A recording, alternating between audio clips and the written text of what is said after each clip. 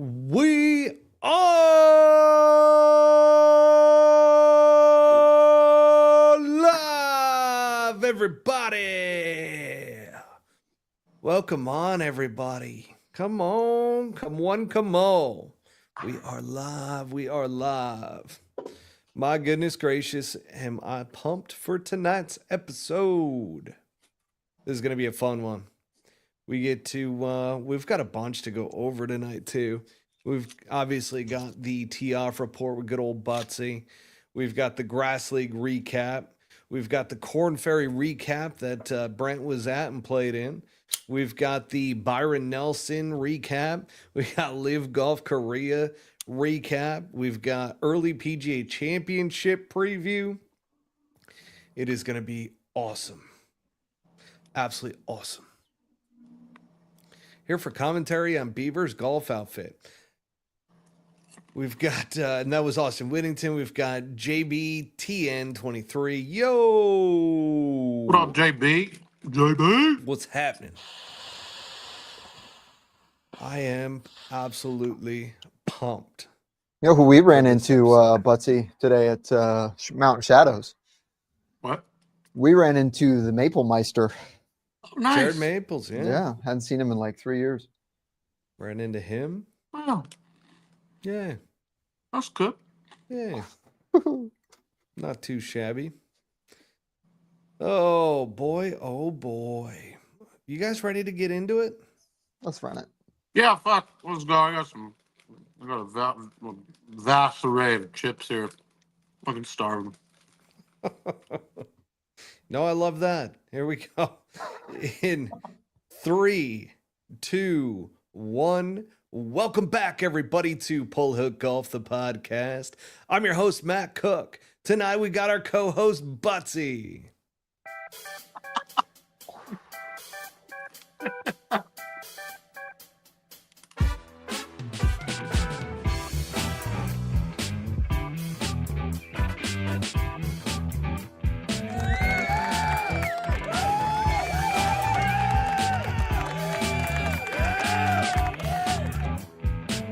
We've also got our tour insider, Brent with us as well. People are stoked to have him here as well. And guess what we got back as well, folks? We've got the soundboard back. This new setup, if you're watching the podcast on YouTube, millions.co, or on Rumble, certainly you will see that I've got a new backdrop behind me. This is the other side of the studio that nobody's been able to see. So I wanted to get it set up to where we've got the soundboard here when the boys are not in studio, and we get that back up and going. It's been a popular thing that a lot of people have been DMing me. They're like, when is the soundboard coming back? We want the applause. We want the music, especially on the outro.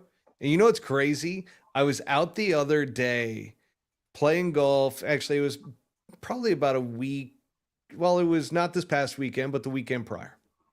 And I was out with some guys, and all of a sudden I hear somebody go, "Peace out, 8-Town, down." And I'm like, what did you say? And they're like, it's the outro to the Pull Hook Golf podcast. And I'm like, okay, that's me. But and Buttsy and Brent. So yeah, it was kind of cool to hear that out there in the wild. Son of a bitch. It is funny though. People see me outside of this show and have no idea who the hell I am. Not a clue. Except at Grass League, there were a few guys that, you know, they kind of did the double take look, and they're like, "Oh, do I know that. You? I know that hair."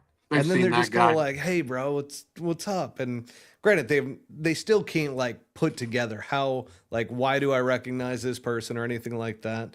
But we had some fun out there at Grass League this past week.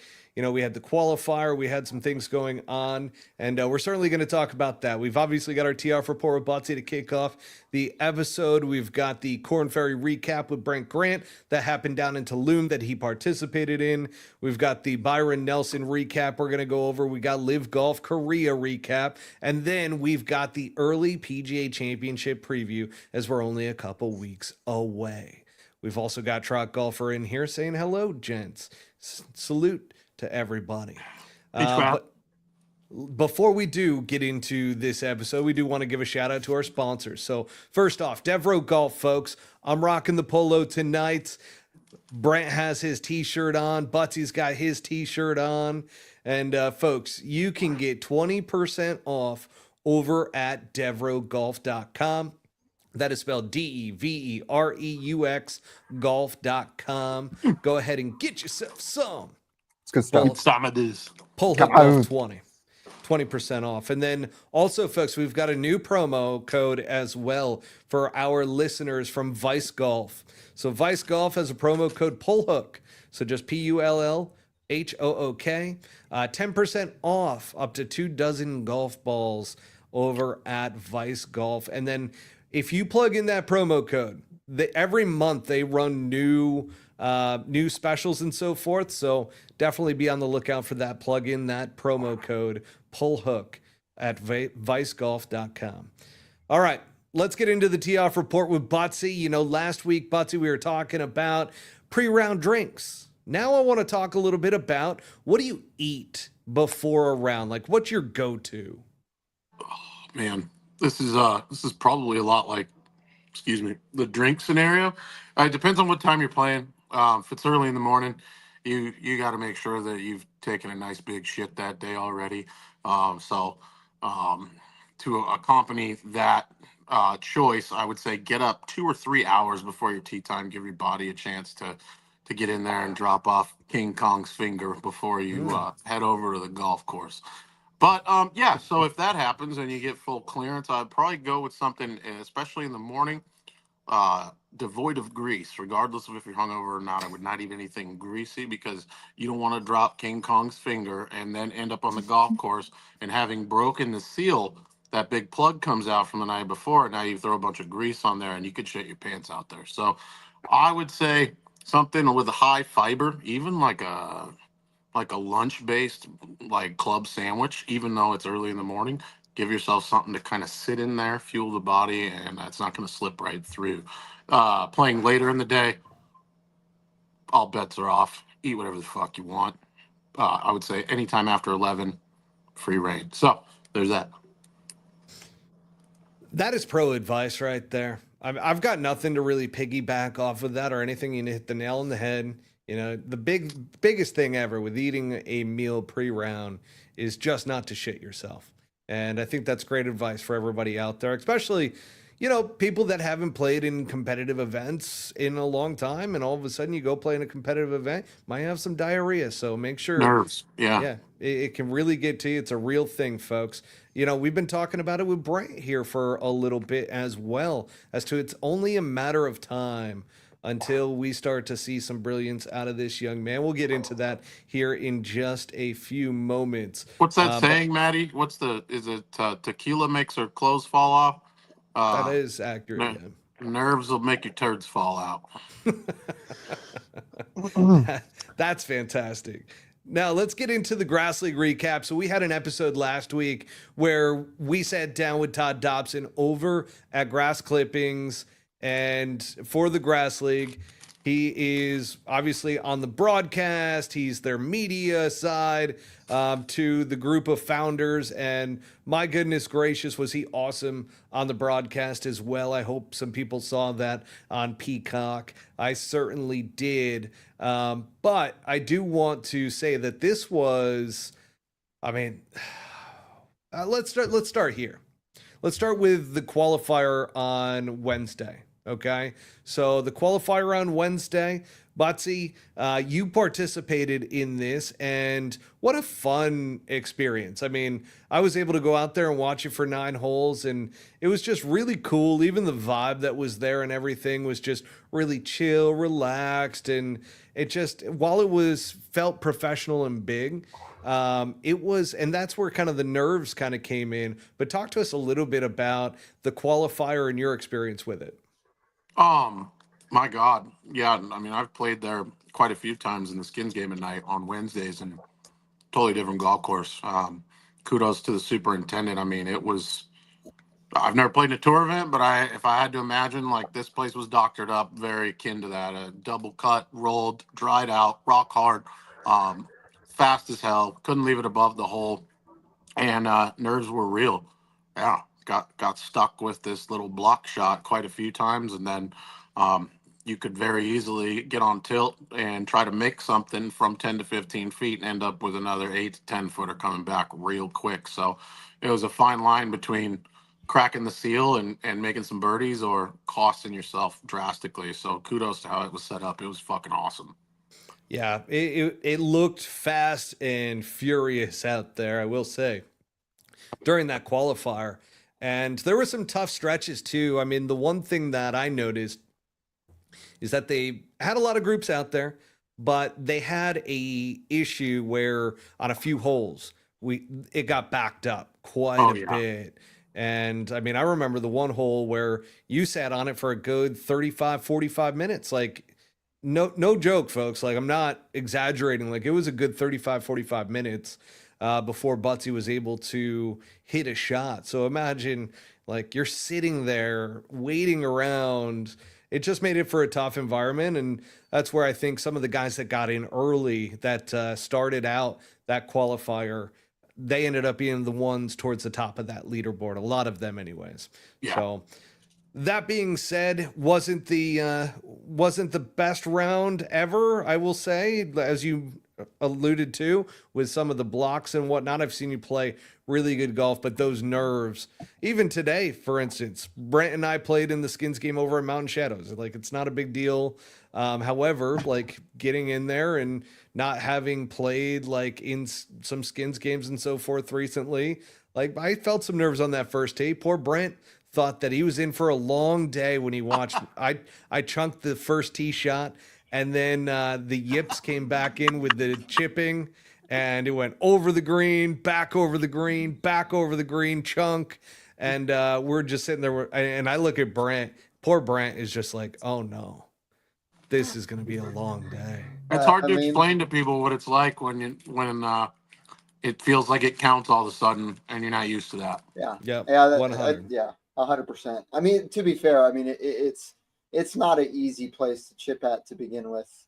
I mean, it's grainy, it's Bermuda out there. I mean, you don't know. It's not like you spent 45 minutes on the putting green or whatever. You got out there, you showed up, and you had a tough first hole. But I thought you played. I thought you played just fine. And none of us made any putts aside from two putts the whole time. So yeah, that was the disappointing part. Is like, once we got into it, by the third hole, Brent's like, oh, okay, this is going to be a fine round. Matt actually is making good. You woke up. Walking out, getting out of your car after working all morning and then going to the first tee immediately and teeing up, like, doesn't equate well, I will say. But the whole point that I'm trying to make is that, like, looking at pressure situations that you're not accustomed to and dealing with those nerves, it's like not practicing and all of a sudden showing up and expecting that you're going to do really well, but getting yourself back into the competitive kind of spirit and everything. It was cool to see Buttsy in that form. It was fun today being out there in the Skins game with Brent and just being able to play. So looking forward to tomorrow night with the Wednesday night Skins game over at Grass Clippings. But going back to the Grass League, so Wednesday there was the qualifier. Now, for anybody that wasn't aware, Trot Golfer and I were trying to get in at the last minute. Unfortunately, the spot that we thought was available had already been taken. They just hadn't updated the site yet. But Trot was willing to throw in some money, and I actually think we would have played pretty well. But who knows? You know, the nerves always kind of can set in. But Trot, if you're listening right now, certainly next year, let's do it, because I do want to say that seeing Phoenix United out there, those guys have so much swag, and I'm putting it out there in the universe. I want to be a part of that team. I want to play for that team. And I told Buttsy this weekend, I'm like, I'm going to start getting back into the gym. I'm going to start practicing. Like, I want to start getting back into this whole thing. It kind of lit a fire under my ass. I saw, you know, just even in the qualifier, some guys that were out there that I'm like, I should be out there playing. Like, there's no reason why I shouldn't be out there. Yeah, we could have been partnered up in that, bro. Yeah, I agree. I wish we had. And that was actually a little bit of the feedback that I received, that I didn't push hard enough to get you and I put into that spot. I should have, you know, that was the feedback anyways around that, because I'm like, man, I really wanted to play. I kind of threw it out there multiple times and so forth, but nobody ever really bit. So I'm just throwing it out there. Shout out to Phoenix United. You guys had so much swag. It was so freaking cool. The baseball jerseys, even the caddy outfits. I started showing some of my friends around the caddy outfits, and it's just like, holy shit. Those caddy outfits went so hard. It was like the khaki color with Phoenix United on it, and they were a onesie caddy outfit. It just was so sick. So once again, throwing it out there into the universe for whoever's listening, and I want to be a part of this. It lit an absolute fire, and I believe all three of us are kind of actively trying to get into the grass league in one way or another, which again kind of is a testament to what they've been able to build within just 2 years. Well, next one's at Goat Hill. Yeah, next one's at Go Hill in California, San Diego. And that's going to be a great event. And then at the end of the year, they got another one. But for the Open, because, you know, I don't want anything necessarily given to me. I want to go out there and earn it, 360 days away, as Track Golfer says. But I've got some work to do. I've got some work to do on the swing, some practicing, and obviously getting back into the gym. But I've got plans already being put into place around all of that. So looking forward to the journey there. And you guys will be hearing all about it as we go through with this podcast. It'll be something that probably the three of us will actively talk about week in and week out. 100%. Need some nude sauna sessions with Wyndham. I don't know where to take it from there, other than the fact that this event being out there, seeing the winners, the New York Bluebirds. Okay. So Kurt Byram's son ended up winning with Watkins at 19 under for the New York Bluebirds. They went off in the final round, shot 7 under on the back nine. They were 12 under in their final round, and they took out Ricky Romano and Wood from the Munis, from Wyndham's squad. They fucking lit it up, bro. They Romano was out there? They were 11 under in that final round, and they held on to that lead for a long time because the conditions got tough that night. And yeah, I will just say that it was looking like 16 under was maybe going to be a playoff. And then all of a sudden, Byram and Watkins just went ham out there. So 19 under for them. Romano and Wood finished at 16 under. And then you had Marty Sanchez, and I can't pronunciate the other guy's last name, Batisbaga. Yeah, 15 under for him with the LA Roses. Now, Marty Sanchez was a fill-in. He was a replacement for a guy that was injured on the LA Roses. So coming off the bench and obviously playing freaking phenomenal. So that just goes to show you the level of talent that is out there in the grass league. And I'll tell you, man, it was, even the broadcast was great. Like being out there in person. I'll first talk about being there in person. Like they've got a stage set up. They had a DJ playing. I mean, you had the good guys out there with the Dallas Horsemen. Brad Dahlke was playing some golf. They were in the lead after the first round. They kind of struggled, didn't really make anything in that final round. But Good had a golf cart with a DJ on the back of it, which was the first time I've ever seen that. It was absolutely sick. So yeah. The vibes were high. The vibes were great. The restaurant just opened up there, and then they also have the outdoor bar. Most of the people, and this is the one thing that I would say in the future, obviously this is their second freaking year, right? So everybody was kind of huddled around those areas, because going out into the golf course, it kind of got a little bit like you would need to know that golf course to get around out there. And even then, when I came out for the qualifier with Buttsy, all of a sudden I'm like, where are these guys hitting from? Because some of the tees, they play from different tee boxes than the normal routing of the golf course. So that's the only thing I would say golf course or like for the fans, that would be the only thing, is having a little bit better kind of directions and where to walk and everything. As far as the broadcast, all right. So this one hits home for me, obviously. I thought Todd Dobson, Parker McLaughlin, and Jeff Eisenbahn, or Bon. I don't know how to say his last name either. I'm terrible with names. But those three guys absolutely freaking murdered it in the booth. Like, listening to them, It was as good, in my opinion, as CBS with Jim Nance in the booth. Like Todd Dobson is a hell of a color commentator. He really is. With everything. Like, and he knows everybody and he knows the stories. Like, you heard him on the pod last week. I mean, he's passionate about it. He went to school for this and literally absolutely crushes it when he gets on there. Parker is phenomenal as well. I love Parker's tone, his delivery and everything. And obviously he's got a wealth of knowledge about the game. And then the guy that Peacock NBC brought in, that Jeff Eisenband, he was great as well. Obviously your true kind of vocal guy. And that being said, the on-course, I was kind of left, and this could have been due to technical difficulties. I don't know how many people were watching the broadcast on Peacock. It was a streaming issue, big time. Yeah, and I'll chalk it up to that, but I also felt like it could have been better.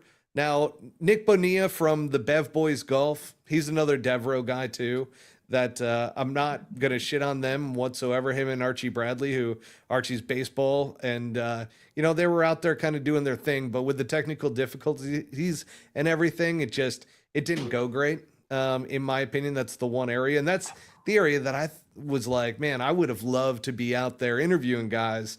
And obviously we do it for a living, right? We'd sit here and we literally ask questions and we interview people. So that being said, Trot Golfer says Archie could take a hike. I get it though, right? It is that, and Brent and I were talking about it today. It's that give and take. They don't want to be known for bringing in all these influencers and everything, but it's the double-edged sword where they know they need the reach. Yeah. If they've got Nick Bonilla with his following, they've got Archie with his following, that it's going to be helpful. And so I know Todd doesn't want to be known as kind of influencer golf or anything along those lines, but that was kind of the little bit of vibe that I got from that side of it. Yeah, I agree. Call me bitter. I don't care. I wanted to be out there in one way or another. I think those guys just need to get to know you more than anything. I don't see any lack of inclusion going forward. No, I think we're big proponents of the grass league, if you can't tell, and we'll be involved one way or another. We will make sure that we get out there.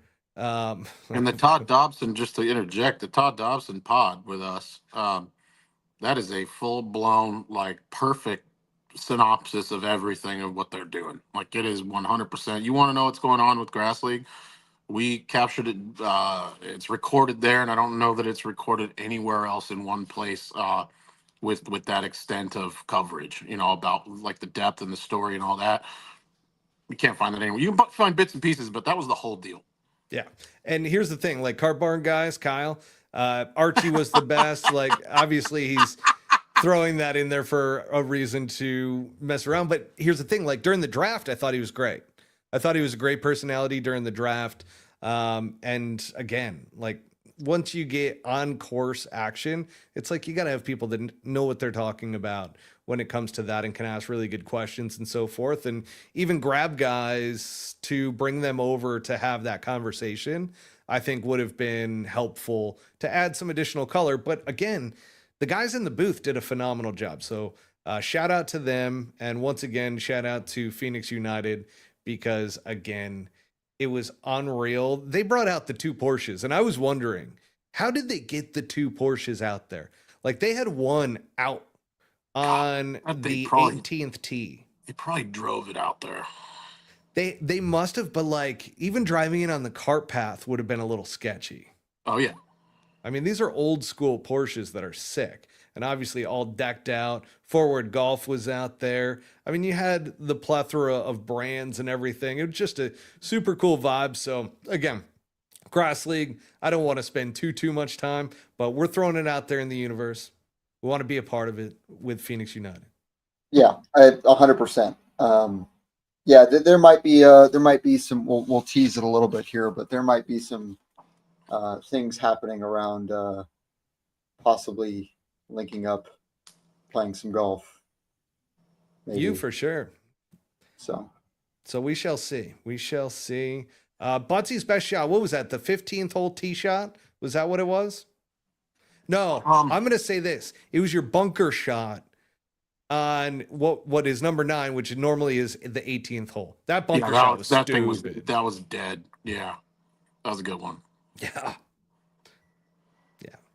Yeah. And then you stuck it on 15, right?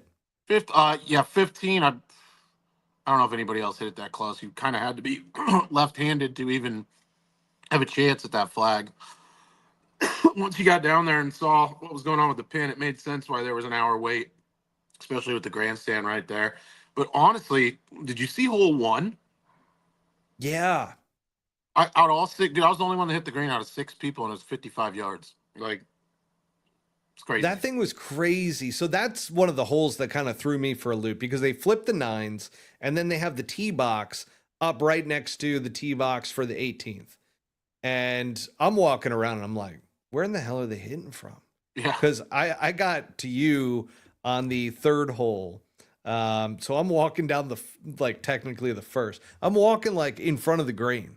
And these guys are up on the tee box. And I'm like, what the hell's going on? Like, why did these guys look like they're swinging at me? That's what I was kind of saying, like the routing of the course. I just feel like there could be better kind of like directions as to like where to go for fans, for the signs up for the patrons. Yeah. Yeah. I think that would be helpful for next year because there were too many people just kind of huddled around the main clubhouse. But man, what a freaking awesome event. You know, Bryce Vine was out there, and then I found out it's Quinn 92 is the name of the artist. I had no idea. Quinn 92. And then my wife tells me, she's like, yeah, you know Quinn 92. We used to listen to music from them while we were in New York City on the subway. She's like, I used to play music all the time. I'm like, if I heard the songs, I would probably know it. But those were great concerts. Quinn 92 fan. Big Quinn 92. We love that. Now, let's get into the Korn Ferry Tulum recap. We're kind of going underground here tonight, and I love that for us. I kind of dig this kind of style when we're talking about the underbelly of golf, where the real golf happens, not the, not the millionaires on the PGA Tour. We're talking about the guys that are grinding it out or trying to find their way, or maybe they have found a home on the grass league. But Brent, why don't you take us through the Korn Ferry Tulum? Recap that bad boy. Yeah. Recap that bad boy. Yeah. So, long story short, as far as the course is concerned, this is where the Latin Tour held their championship for a few years. It's probably, it's ranked, I think it's number 1 in Mexico as far as golf courses are concerned, and it absolutely put on a show. Every single hole either has a hazard that is woods and pretty much unplayable, or it's through the green where you basically got to tee it up again. Ooh, little moth. Tee it up again and basically be hitting 3 from the tee box. So it's pretty difficult. It plays that pretty place long. Is tough. Yeah, it's hard. The fact that 9 under 1 is just, it's just pretty clear that doesn't really even happen on the PGA Tour very much unless it's a windy day at a major. So that was awesome. The cut was when I walked off the course on Friday morning, the cut was 1 over, and it made it all the way to 3 over. So that's unprecedented. That doesn't really ever happen. And it was pure, really excited. Everybody loved the golf course. But it was all past Palom, so it was sticky around the greens, really tough to get it up and down if you did miss the green. But if you were on fire with the putter, which I was during the second round, you could get it going out there and make some birdies. But the fact that Bryson Nimmer came all the way back from having 0 status 2 years ago to basically almost writing his ticket to the PGA Tour is a great story for him, and having winning in a playoff makes it even more sweet. So all congrats to him, and obviously really thankful that they put on the show that they did. But talk to us about this Bryson Nimmer. You know anything about him? Yeah, so he's about Bryson Nimmer? So he's like 5'7", 5'8", just kind of your just good old boy. He's a Mizuno guy, so he's got some taste, which is nice. But I think he came out of college a few years ago, had a brief stint on the Korn Ferry Tour, and just couldn't crack it. Couldn't couldn't get through the fact that, I mean, look at the guys that are now on the PGA Tour that are winners, right? These are all the guys that he was competing against.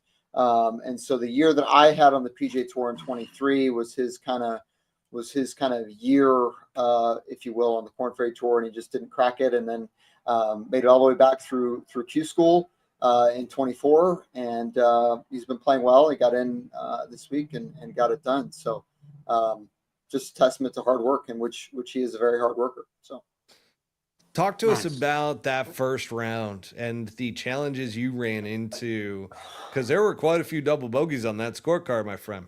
Yeah, it's easy to do out there. Like I said, every single hole's got a hazard or through the green. And I didn't do a good job of preparing. It had been a long couple of weeks. I mean, my suitcase was about as light as it's ever been, because I was only prepared for one tournament. So I packed enough for one tournament, played in that event, then Monday qualified for the next one. Obviously, Dallas was a really long week with regards to the fact that we basically spent an all day at a golf course and played 4 holes. And then played the Monday qualifier in Byron, got to Tulum at 4:00 on Tuesday afternoon, and teed off, I think it was like 12:30 on Thursday. But it was hot, it was humid, and I think I worked out a little too hard. But the big thing was, and this is kind of going back to what Buttsy and you guys were talking about initially with food, we actually had like a dozen guys drop out from food poisoning throughout the entire event. So I was very, very cautious to begin with what I was consuming. And I kind of made the joke earlier today, but you can only eat so much rice and grilled chicken. So I didn't do a good job of preparing, but the very next day with a 7:00 tee time and about 4 hours of sleep, obviously we went out there and did what we do and had a good opportunity to make the cut, but came up one shot short. But it was a full round. That second round, though, that second round was something special. You had it going. Yeah, it was great. It was staying in the moment. And really the recap for the 3 weeks in general is the idea that, when I kind of not clicked in, but really like clicked out, like just completely pulled myself out of the result, whether it was the back nine on Friday at LECOM or the back nine of Saturday afternoon in Dallas, or in this case, a full round in Tulum. We're building towards really truly staying in the moment and actually seeing what that looks like and seeing it come to fruition. So we're building, we're getting better, and obviously we got some interesting opportunities coming up, but not many of them are going to be Korn Ferry Tour, but we're working towards whatever we get. Well, I'm going to tell you right now, it's only a matter of time. I've said this to you previously a couple weeks ago, and I will say after seeing you today too, that it really is just a matter of time as you get more and more comfortable once again playing in those competitive events. I think it's just going to end up to where you start to see those bogeys fade away and it becomes a lot of birdies, my friend. Ball out. Yep, you're going to ball out, my friend, and ball out. We are certainly hoping that you Yeah, we're gonna keep playing whatever it is. We're I got the U.S. Open locals on Monday in Reno, and then a little mini tour event. To answer Shot's question, I guess. I got locals on Monday in Reno, and then I got an Astro Tour event the following week. So whatever the opportunity is, we're gonna go out and play and make the most of it. So guys, I do have a question for you guys around something that Kyle over at Cart Barn Guys, because he was playing in a U.S. Open qualifier, and he was playing down at, what course was that, Kyle, that you were down at? Southern Dunes, and ended up getting screwed over because the player that he was playing with, or the 2 guys that he was with, one of them had a bad hole and ended up making like an 8. His day's over. But then all of a sudden they got put on the clock. And I do think it is interesting that an entire group can be put on the clock where one player is the one that, hurt the entire group. And then from there, he's having to rush and feel rushed in that process. There's got to be a better way to do it. So my question to you guys, and I'll start with Brent on this one, what can be done to fix this? And Yeah. I do. Oh, hang on one sec, because Kyle just didn't get screwed over. Just tired of the USGA and their pace of play BS. Yeah. I get it. And here's I the hear thing: that. it's mental, right? But it does get to you when you are on the clock and when you feel like you are being rushed a little bit. Uh-huh. It affects Yeah. you. Yeah, 100%. I mean, just a quick, sort of, it's such a massive topic, right? But most recently, we had William Mao as a rookie on the PGA Tour and at the Zurich, which, by the way, is a team event, right? So there's, a bunch of stuff going on, and you've got, two different, formats that they're playing. But William literally charges at a rules official and cusses him out because he makes a pretty clear point that, hey, you wouldn't time me if I was Rory McIlroy or Scotty Scheffler and so on and so forth. So there's already a feeling when a rules official comes up and is like, hey, pick it up, or hey, you're on the clock. But as far as the USGA is concerned, the way they do it is it's a zero tolerance thing. And the only way to really improve it is if the rules officials were to get off their ass and be like, hey, we know that it's player X. Just so you understand, you guys are fine, but we're going to be focused on this player. But the problem is nobody wants to be singled out, right? Nobody wants to get their feelings. Fuck that. I agree. I mean, it's bullshit. But I do want to ask Buttsy. Buttsy, what do you think the solution is? You got to be a gentleman about it. Like, if I hit my ball into a bush and I need to take a drop and I'm not sure about the drop, I don't take the drop before I consult with another player, and they come over and we agree about kind of what the right ruling is. And then if it's beyond that, I call in a rules official. I mean, I do think there needs to be a pace of play. Like, you can't be out there taking fucking 9 hours to play. It should be generally like within a certain time frame. That has to be upheld. But if you're coming up on a group and the group is slow, you need to take everybody and say, hey, what happened here? What happened this hole? Because I guarantee the guy didn't see that guy hitting shots out in the shit that caused everybody to get behind. Yeah. And you should be able to man up without being uncomfortable towards that player when the guy does come up. And he should man up and say, hey, dude, I had a rough hole back there. I had a couple like weird shots. I had a ruling that I had to take, whatever. I'm the reason that we're a little behind. Hold me accountable. And if that guy doesn't do that, then the other two people in the group need to say, fuck you, and you're the reason that you were slow. And whether that causes angst in the group or not, it's either that or you're pissed off that you got put on the clock. So, like, I think it should be an etiquette thing. I really do. I agree with you. Sure. I think it should be the person who screwed up or had a bad hole, took a lot of time. And then I'll take it one step further. I think the rule should be that person is the one that goes on a shot clock, a 40-second, per shot. And it's only them, and everybody else can continue to play at their pace without necessarily being penalized.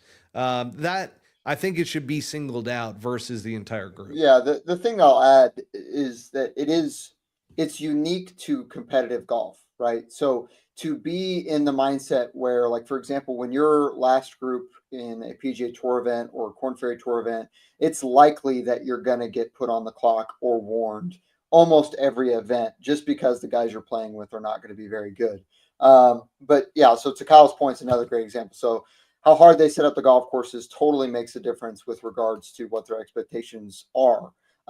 They don't know. I mean, these are the same people that said that they need to roll the golf ball back in their period, end of story, and there's nothing that they can be done about it. So it's pretty clear the USGA doesn't know what they're doing. But I totally agree with you guys. It needs to be individuals. They need to take into account the holes that there were blowups, and the PGA Tour and Korn Ferry Tour generally do an okay job of that. But the USGA almost universally just nope, you're on the clock, period. Deal with it. You're gonna have to deal with what we're doing, and it's just I think 4 hours and 45 minutes is like a max time anywhere, and I think that's plenty. Like, what are they at? Are they trying to keep it at 4 or less? I mean, I can understand that being a little ridiculous, but like just under 5 with everybody out there grinding. Southern Dunes is such a hard golf course already. I know. I know. I mean, what do you expect? It's blowing 35 out there. Yeah, you're going to be looking for balls. Like, you're going to be 100%. Yeah, you got guys. You got guys that should probably not be there to begin with. And Kyle is a great player. He's been around the block. He knows what he's doing. But when you're not in it all the time, yeah, exactly. Triple bogey max would be genius. But the end of the day, man, we could sit here and talk about pace of play issues until the cows Back come to home. somebody. You need to figure out what happened before you Yes. put anybody on the clock. Yeah, You the need USGA you doesn't drove care. up. You know this group is behind. You need to figure out what happened, and then do a little investigation into that, and then chill for a minute and like see what's going on. Just watch. Yeah. But Do to some due Kyle's point, diligence. that guy had that hole, and then so he didn't feel like an asshole. It sounds like, this is my take on it or what I got out of it, he sped up on purpose to look like he wasn't the slow guy, and he probably wasn't a slow player. Like Kyle said, he had a fucking bad hole, and it took way too long for him to get through the hole. It That only should have takes been a the double, discussion. by the Yeah, way. that's I the mean, discussion with the rules official. Yeah, this Official. guy had a tough hole back there. Let us play this hole before you say anything to us. Yeah, that's the way it should be. And this idea that it's in some little box and this is the only way it can be no matter what. And I mean, you got to remember, these people don't play competitive golf. They don't know what they're doing. They're none of these USGA corporate douchebags are out there and be like, okay, let's take this into account. Whoa, Brent. Hey, Coming after the USGA. I take the same stance that Phil and a lot of these other tour veterans that have been around the block. It's an organization run by a bunch of 15 handicappers that don't really know what they're doing. Yeah. Sorry. Wow, there you have it. Might just lose it. Just steal that guy's golf cart, drive right through a fence, and don't stop. I mean, or take a shit. I don't know. something. Just take a shit. But it right only takes one cart path drop, not even a stroke, not even necessarily a bad hole, right? Like, it doesn't even take that much for this guy. Oh, we're a half a hole behind. Oh, we're a hole behind. Oh, well. There's another question. Can you get put on the clock if you have the shits? So I have a player that I played with in the American Express. We were literally 2.5 holes behind because he was having hemorrhoidal issues, and we never saw a rules official, not one time. Can you get put on the clock for uncontrollable health reasons? In fact, actually, Jose de Jesus Rodriguez was the group in front of us this week, and he was having health issues. The guys literally came up to us and said, hey, it's going to be a little slow because of this player. So they're fine with that. But, again, this is the USGA. So, hey, there you go. All right, let's get moving into the next topic here because we can go on that one all night, I feel like. Yeah. Byron Nelson recap, which is the CJ Cup. And this is wild. Crazy to me. Scotty Scheffler and what he just did. You think Scotty Scheffler saw Phil Mickelson's tweet that said he wasn't going to win again until the Ryder Cup? Absolutely 100%. Crazy what Scotty Scheffler went out there and did. 31 under par. The closest chaser was Eric Van Rooyen at 23 under. I mean, this is stuff that we haven't seen really since Tiger. I hate to throw that out there, but it is valid that we really haven't seen it since him dominating in that kind of fashion. It's just crazy. The one thing that did stand out to me, though, and it sucks when you shoot 31 under and there's something to knock on you about. I guess that's better than losing and somebody's like, you suck at closing out a golf tournament. But Scotty Scheffler, dude, he had the chance to break a PGA Tour record if he just parred the last 2 holes. And Brent saw it where he flubbed a chip. And Scotty Scheffler, for whatever reason, under those types of pressures, like when he won the Masters the first time and he 4-putted on that last green, right? It's like there's something about Scotty Scheffler that's unsettling in very clutch situations that he doesn't always come through. He doesn't really have that clutch gene, but we don't see it that often because the mother effer literally just wins by I mean, he just gets could so far 4-putt. Yeah. 18 at Augusta National on the 72nd hole and Arnold still win the Palmer, Masters. There's how so nice many is that? tournaments. How nice is it to know that you can bogey the last 3 and still walk out of there with the W? All right, it's fucking genius. But yeah, it would be cool if he would finish in executive style, maybe make 2 more birdies. Exactly. I mean, 17, and he 18, was hard holes.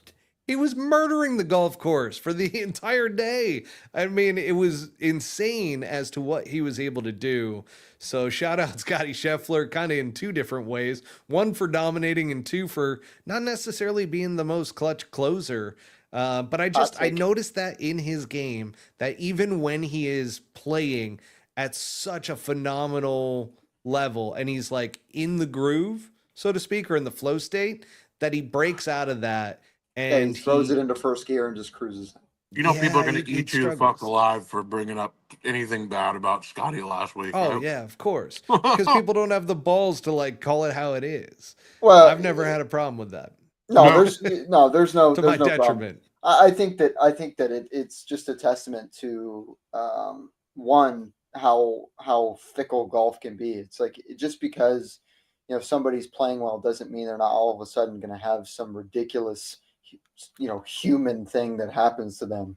I mean, to flub a chip on those, I think it's like Zoysia or something like that. I mean, that's just Tiger wouldn't have done that. No, he wouldn't have. Look at this. So Trot Golfer says Scotty lost to the field by one shot if you took the field's best score each day. Except for the first 2 days where he had the best score by 4. Fucking just lit it on fire. 18 under through 2 rounds. Are you kidding me? Yeah. I mean, granted, it's not a hard golf course to begin with. It poured about 18 inches. It's pretty easy, but it's not. It's a testament to how good he is, and there were shots that he absolutely pulled off that probably he and maybe 2 other people could have pulled off. But my dad made a perfect point today. It's like, it shows you the lack of not necessarily depth, because obviously it's the PGA Tour is deep and there are a lot of players that can win, but there is a gap. There is a gap between the top players and the next level. And the fact that Scotty I think he was the highest ranked player for sure, because he's number 1, but like by a few points. I think the next person was like Jordan Spieth or something like that was the next highest ranked. Well, I just feel like Scotty, after that injury at the beginning of the year, struggled to find his form initially in the first quarter of the year. And then all of a sudden, he has slowly, from the players forward, has kind of started finding his way. And to see him do this at the Byron Nelson was pretty insane. Now, another guy that we need to keep an eye on who is trending in the right direction, I don't know if you guys have noticed this or not, but Jordan Spieth. Jordan Spieth is actually starting to get his game back to where he's not spraying the ball everywhere right now. His iron game, the one thing that I didn't realize when he was playing his absolute best was how good his iron game was. And right now, it is starting to get back there, which is a pretty awesome thing to see. Jordan Spieth starting to get back into form and start being one of these guys that is a Scotty Scheffler, that is a Rory McIlroy, that is a Xander Schauffele. Like, that's the level that we would expect from a Jordan Spieth, right? Absolutely. I mean, the biggest thing when he was dominating was that he couldn't find the face on a driver, obviously, but anytime he was, I mean, he would hit these crazy iron shots and get up and down from everywhere. But he finds form towards the end of the spring, into the summer, pretty much every single year, and it's just whether or not he can keep it going. I don't know though. I'm gonna tell you right now, because I'm a big Jordan Spieth fan. I've got the Masters flag signed by Jordan. The 3 years that I was there, we did the deal with Jordan. So I've always been a very big Jordan Spieth fan. I have not seen him play at this level in years. It's been years since I have seen him hit iron shots like this. Like, it's just different. Yeah, it's kind of like when you see somebody hit a good iron shot versus Brent, when you're hitting iron shots, there's that, that sound, that pro sound to the impact that you hit. And literally, Jordan Spieth is doing that right now. He's finding center for sure. Perfect as it was. Yeah. No, I'm excited for him. I mean, I think when he steps up and plays well, you don't seem excited for him. I mean, it's just golf, man. I think it's just one of those things where, what's going to be the next thing that happens? That is there going to be a 3, a 4, a 5 man that makes these tournaments compelling? And he kind of hovers around that fifth, sixth man every single year since 2016. So, Yeah. I mean, the hope is that he finds some form, that Max finds some form, that obviously Justin Thomas has found his form, playing great golf. But that's also a motivator for Jordan is 100%. seeing JT start to play really well again and win a golf tournament. That's got to eat Jordan Spieth alive. Oh, absolutely. Absolutely. 100%. So that's a good motivator for him. It's kind of like me being out there watching the Granis League. Very motivating. Lit an absolute fire under my ass out there. And I'm just like, man, I can play at this level for sure. Well, you're a competitor. I mean, like, let's call it what it is. I mean, competitors compete, and when they see, I mean, it's the same thing that kind of got me back into it, watching the players, and it's like, oh, like I can do that. Fucking do that. Yeah. Yeah. So 100%. I'm right there with you, bro. 100%. I hear you. And Eric Van Rooyen, by the way, he finished second at 23 under. This Phenomenal poor guy was doing everything he possibly could to just try to he was trying so hard and he was playing so well. And what's awesome is that they asked him this week about getting into the Signature Series event. And he goes, "You really want me to answer that question?" Because they're like, "Do you like these Signature Series events?" And he's like, "Do you really want me to answer this?" And they're like, "Yeah." And he goes, "I hate them. I absolutely hate them." He goes, "The best tournaments are the ones with the deepest number of players playing in it, because any individual week, any of these guys can win. Everybody is that good." The players, he goes, "As a competitor, I want to go up against the deepest fields." Yes. And he was talking about how the PGA Championship is one of those. He also mentioned the Players Championship is another. But he wants to compete against everybody. He doesn't want to just compete against the top guys. And he said it's like, I get it. Fans want to see the Scotty Schefflers, the Rory McIlroys, and so forth. But realistically, as a competitor, I want to play against everybody. I mean, the ratings are showing, though. I mean, the Players is a highly watched event, and JJ Spawn came out of absolute nowhere and almost won the whole damn thing. I mean, was a shot away from getting it done, and that would have shown that somebody that has been like a Pat Perez, right? That kind of just cruises along and plays great and consistent, but never breaks through. And he was almost there, and yeah. Truck Golfer brings up, by the way, how good does Oakmont look? Oh. You're the seventh person that has literally brought up Oakmont. And I'm going to tell you, Mike Wan was right. He goes, it could hold a U.S. Open today. Oh, yeah. Absolutely. 100%. That rough is so thick at this moment. Dude, they hold the greens at 16 out there, like for the members. They have to slow it down for the U.S. Open. That's how. Imagine? Like the USGA comes in and says, no, that's too fast. Like, come on. I mean, I can't wait. I'm super pumped to I want to watch qualify. the carnage, the absolute carnage out there.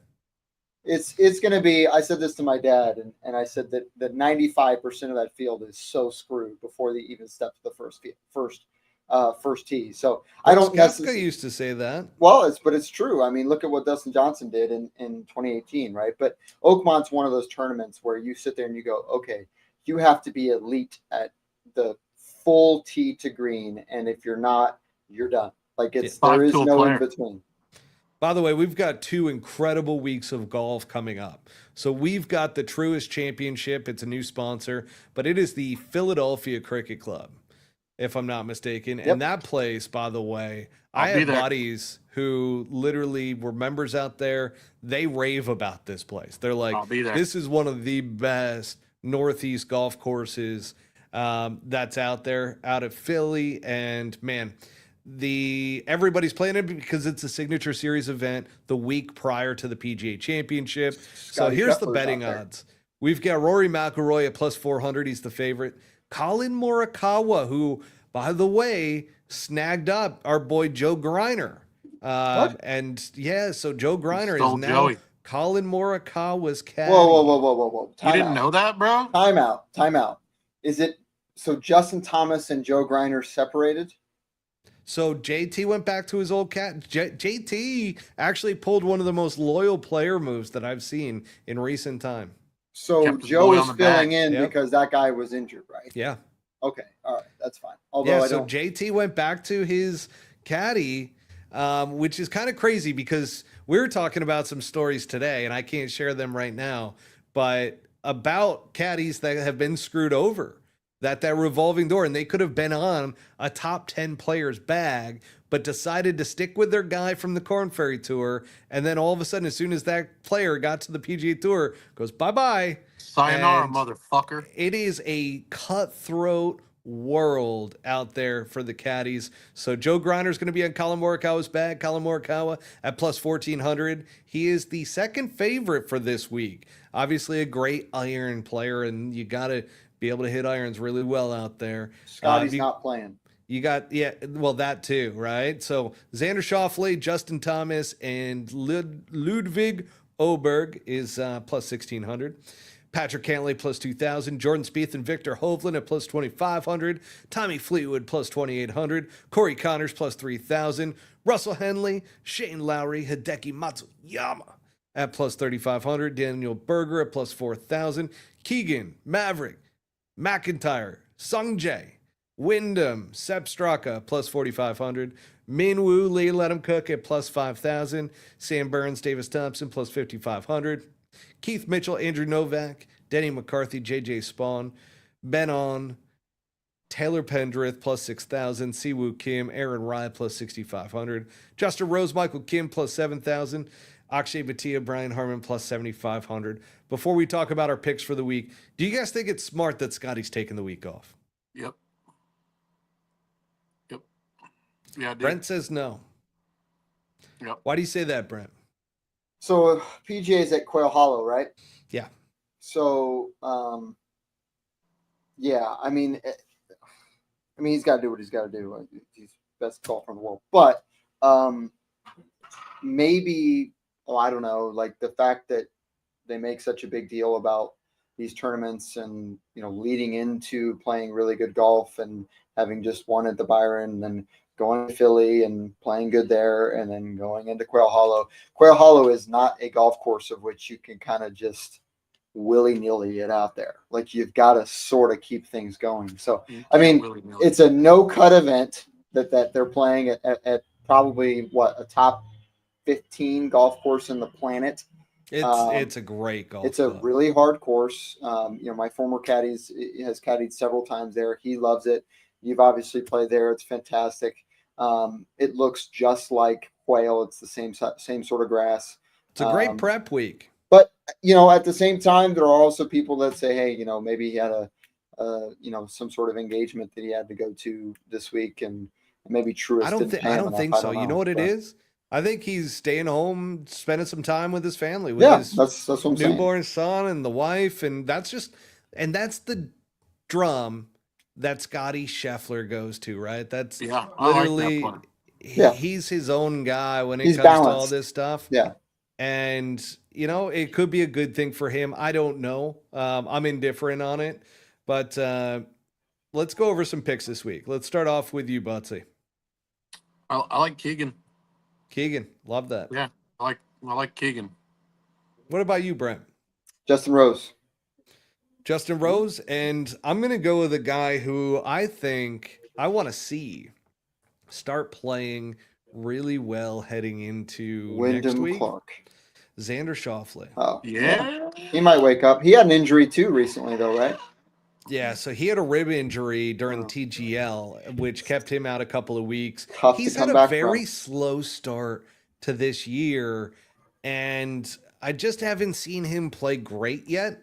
But obviously, if you are aware of what happened at Quail Hollow last year, he was battling with Rory McIlroy coming down the stretch, and then on the back nine just faded. Then obviously a week later, he ends up going and winning the PGA Championship the following week. So I'm at a point where I'm like, okay, he plays Quail Hollow really well. If he can all of a sudden get his game together, like hopefully he's trending in the right direction. We haven't seen him playing bad per se, but he hasn't played elite yet to his level of play. Injuries and I mean, TGL obviously had an impact on a bunch of guys. I mean, Rory was really the only guy that that kind of came out of that. Well, JT turned out okay. Yeah, well, but I mean, he was trending in the right direction, working really hard. But Cantlay I mean, hasn't.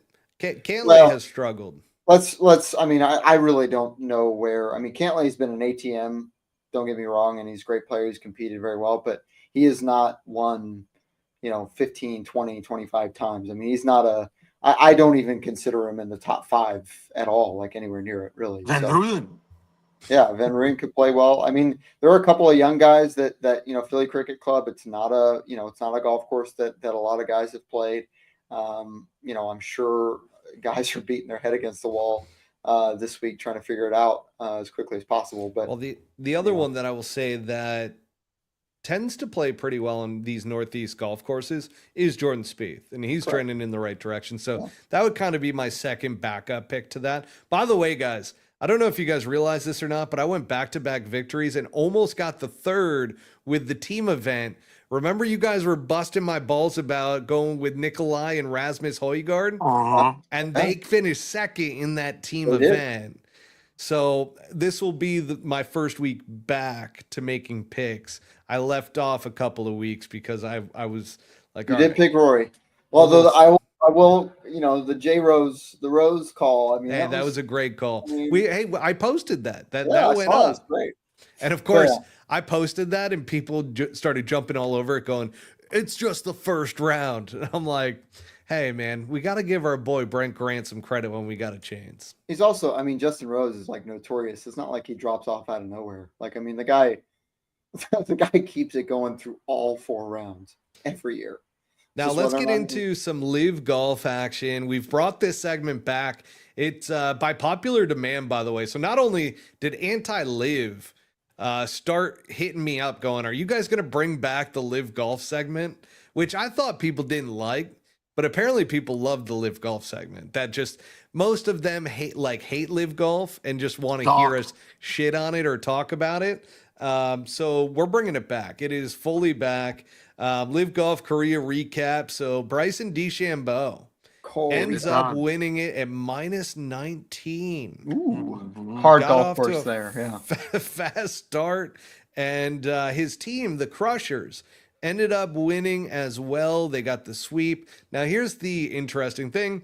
They bring up Formula One, how, when team members are going head to head to try to win a title. That's what happened here against Chucky Three Sticks. And Bryson ended up pulling out the victory. But he did get asked about, after his win, about how the team gets paid out. And we've known that it's up to the team to decide if the players get the money or not. Yeah. So everybody just assumed the $4 million you get paid as a team, everybody gets a cut. That's not the case. Not the case. No. So what do they get paid? The teams decide what to do with that money. Okay.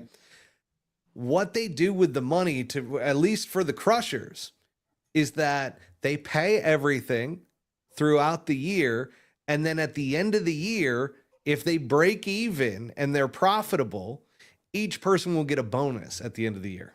Okay. But their travel and everything is paid for, so they don't have by expenses. The team. Correct. Yeah. So they don't have expenses, which is fine. Yep. So that is a big difference between the two. So we're not going to say it sucks, because obviously the team's going to have expenses and stuff like that, but that is how the team is building revenue outside of sponsorships. The individual payouts. Makes sense. Does that can they get, so there's another purse for that, right? The individual is a completely separate purse. Okay. Yeah. And of course they automatically make, what is it, $100,000 or whatever it is for last place. they get something, that's for sure.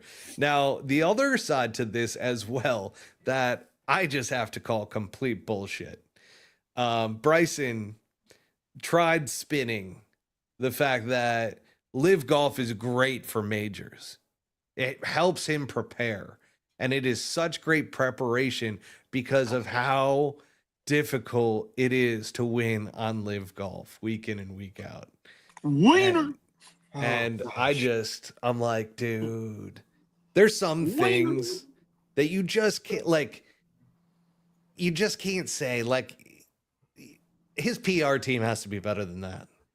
Oh gosh, there is not enough time in the universe. That's indefensible. It's literally like you couldn't backpedal, forward pedal. You couldn't do any number of fucking gymnastics to figure that one out. Yeah, there you go. Like, AK's gonna win. You just dude. I mean, like let's be honest here. You guys picked, I think, like 2 or 3 players to be inside the top 10 for the Masters, and I think Patrick Reed kind of came out of nowhere and played fine. And I think maybe there was Bryson obviously played well, but I mean, Bryson is the only player that is playing good golf, like for LIV, like the period. Well, like, Joaquin Niemann plays really well on LIV, right? He got his 3rd win a week ago before LIV Korea. And I mean, he's a guy that you're just like, Joaquin Niemann should be competing at the Masters if he's playing that great on LIV Golf. But let's face it, some guys get comfortable on certain circuits and they start playing really well. Well, we also talked about how the Masters is like the polar opposite setup for Joaquin's game. So literally the opposite. I actually think Joaquin's game is going to be good at Quail Hollow. At Quail Hollow. Yeah, in a way. I mean, the low bullet cut works pretty well. But he I mean, hits a bullet draw too now. Is he hitting a draw now? Yeah, he can. So he's got this draw that he absolutely jumps on, and it's just a missile. Well, hopefully he can pull it out. I mean, I think it's going to be a battle between Rory and JT at the PGA Championship. But that's hey, that's the next segment. Sorry, early PGA Championship coverage. But that's all I got for LIV Golf this week. I do not, and Anti-LIV was asking how many viewers did LIV Korea have. I will say not this past week, but the week prior, they were on FS1, and I think they only did like 32,000. Guys, we do 30,000 listeners weekly on the podcast platforms. That's wild to me. Wild. Is that app viewers too? No, it can't. No, I mean that's where most people are consuming LIV Golf. That's where you should be because it's the best, like through the app. So well, the problem is it's $60 you got to pay annually now. What? Yeah, that's one of the reasons why I went on it. Nah, unless there was like a free trial or something. So you can watch the replay the day after. Okay. For free. So they changed that. We can't be having Bryson say that it's unbelievable prep for makers. It's so bad. It's so bad, dude. Like, and Anti-LIV might be onto something here with that their LIV talking points that they're forcing him to say. We don't know. Yeah, like does the Sheik call him like, I loved what you said today, Bryson? I mean, let's. I mean, again, Bryson has pretty much completely like kowtowed to the organization. I mean, he fought them very briefly about his YouTube channel on the media rights, and then that all got shooed away, and apparently they own a piece or most of his YouTube channel now. You know what is wild about that YouTube channel? Gosh. Has he posted a Break 50 episode in a while? No, I think he stopped doing that. I wonder if he's going to continue because I was told by my LIV source that they did have a meeting at the beginning of the year. Part of that was around the rights for his YouTube channel, which LIV felt like they owned per the contract. And sure enough, like they do. But they said that they reached an agreement around the YouTube channel. So we'll see. His okay, audience. So Austin Whittington just dropped in. Yes, he did a dude perfect break 50. Oh, okay. There we go. All right. Well, that's good. I mean, that's going to be completely. Hello, Brian Show. Brian Shane, there he is. Hello, Brian Shane. Yeah, I mean that's just going to be gimmicky, anyways. I mean, how many sweet marks are they going to have on those? You would do it. You would do it. And we would shoot 45. We would shoot 45. 100%. You would play with them. 100%. I would play with him if he called me. Absolutely. I'm just saying. I'm just I at the would end of do the day, it too it's in a like, heartbeat. Guys, should I mean, the three of us go out and try to do a break 50 from the red tees at some course out here? as a We could scramble, do that. yeah, it's pretty easy to do. I don't know if anybody would watch don't- it, but we could do it. We could I do it. feel like we should do it. Yeah, that should be that's like easy. one of our first videos that we do when we finally have. All that. you need to do is film the first tee shot, the 18th approach shot, and then the 18th putt, and just say, "Oh yeah, we broke 50." Dang. Just shoot 40. Viewership for Sunday for LIV was 48,000. That's so many people. That's so incredible. That's not good. Let's get to our early PGA Championship preview because, guys, I don't know if you have realized this or not. We're in a fucking awesome place with some of the best golfers in the world playing their best golf. So Bryson wins on LIV. Scotty dominates on the PGA Tour. Then you got Rory, who just won the Masters. You've got JT that just won at Harbortown.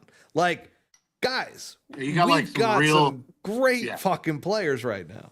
historical like rivalry shit. Heading to Quail Hollow to where Rory plays it great. We imagine that Bryson's going to play it well, right? No, you don't think so? Historically, no, he hasn't. No. Xander plays I it like great. the Xander. I like Xander.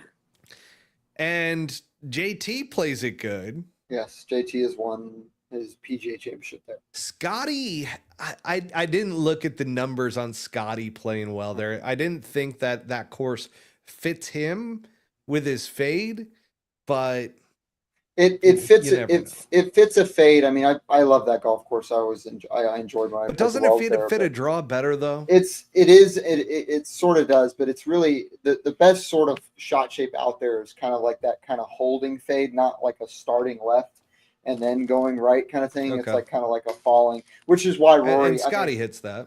Scotty does. Scotty but it does doesn't- that. Scotty do, but he doesn't have the length that Rory does, and that's why Rory's going to go out there. It's likely that It might be a Rory thing. it could be. I mean, I hope not. I hope it's a 3 or 4 man, just an absolute raging Sunday afternoon, because I know the tour needs it. I mean, they're still. Well, and then we got Jordan Spieth, who's potentially the next to get the Grand Slam. I mean, if he Andrew wins Novak could come out there. I mean, Akshay, JJ Spawn, Akshay Bhatia plays that place very well. McIntyre.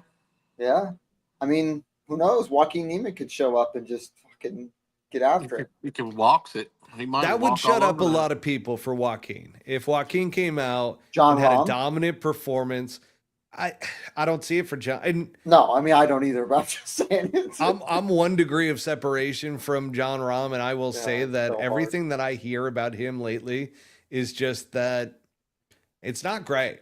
No, it can't be. I mean, he was. I think it was 2 months after he left. We were talking about it, and obviously he lives out here in Scottsdale, and you know, it's that idea that, you know, you hear things, but like almost unanimously, it was just like, yeah, from everybody pretty close to him, he was like, I wish I didn't take the money.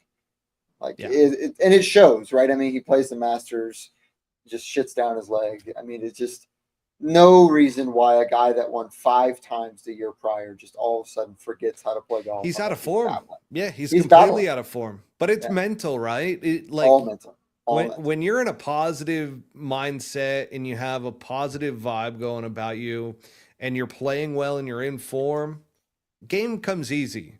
Yes. When one of those things is out of whack, the game is really fucking difficult. Yeah. Yeah. And not to mention the fact that, I mean, he got paid, what was it, $500 million.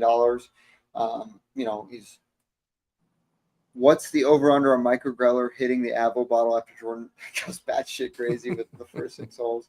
It's hard to go batshit crazy on that golf course. Wells Fargo is, or I guess not the Wells Fargo anymore. Quail Hollow is just, I mean, it's just a man's course. So, but yeah, I mean, it's unfortunate because John's a super nice guy. He's obviously a generational talent. You know who else is one out there who just got in is Ricky Fowler. Oh, Sponsors invite. Yeah. Yeah. he could do it. Yeah, Well, he's in sure he the could. he's in the PGA because of I think it's world ranking, right, or something like that. Yeah. But whatever. Trot, did you see the Fox 10 News segment on the Vigilante Golf Pro from Sun City? I'm assuming that's you, Trot, which, by the way, Trot, I have nominated you as the pro who's going to help me get my swing back in shape. So congratulations. Time to go to work, baby. I'll be seeing you soon. I don't know if that's if he wants that, but I'm just going to show up. Got the club for it. And Trot, we're gonna get after it. I love that answer from you. We're gonna get after it, man. We're gonna turn this into a mission that we're gonna be on. But guys, that is our early PGA Championship preview. Oh man, I can't wait to get into that. Are you guys excited for this week though? I'm excited just because of the golf course. What about you guys? Same here. I just want to watch. Yeah, I want to see. Yeah, I mean, obviously nobody knows what Truist is, so they're not going to tune in because it's some bright and shiny thing. They're going to tune in because it's at a world-class golf course, and unfortunately Scotty's not going to be there, so that's a huge hit that they're going to take. But because think of it this way, 100%. But imagine like, so let's say somebody wins and they're like, well, Scotty wasn't there. So Scotty wasn't there. Yeah. It's like, Tiger wasn't there. But then we will see it at Quail Hollow the following week. 100%. I just hope either Xander or Jordan wins, because that's going to be one hell of a talking points heading into next the PGA week, Championship. That'll be a lot of fun to talk about. Foul out. All right, guys. It is time for